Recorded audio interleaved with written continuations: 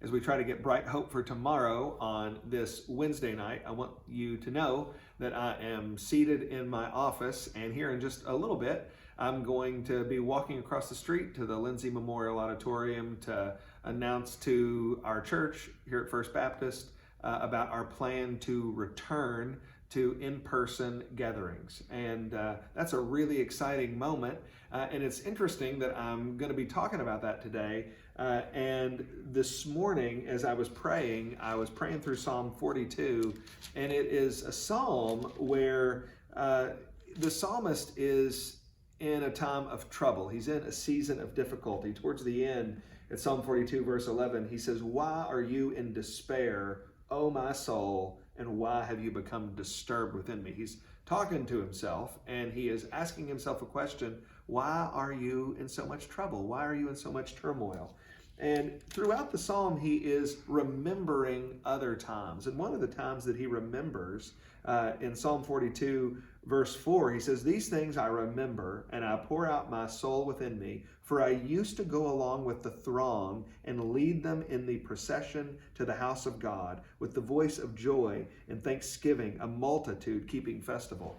As he's in despair, he remembers a happy time when he used to be with the congregation of God in a place of worship, and that hasn't happened in a while. So that is where we are.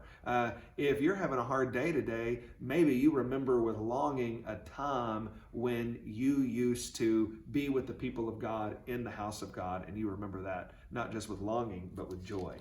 And it's amazing because what the psalmist does is, as important as it is to think about being back together with the people of God, and we're going to talk about that, but as important as that is, that's not where his hope is.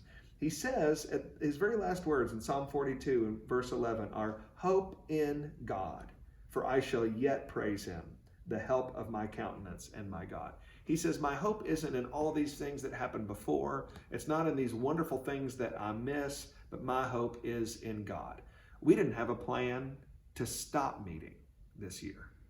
Now we got a plan to start meeting, and we're going to try to make that happen, but we don't know what will happen. We don't know the future, as this pandemic has proven, but we do know God. We do know that he is unchanging, and we can hope in his goodness and in his power no matter what happens. And I hope that helps you stay encouraged out there until we are all finally together again.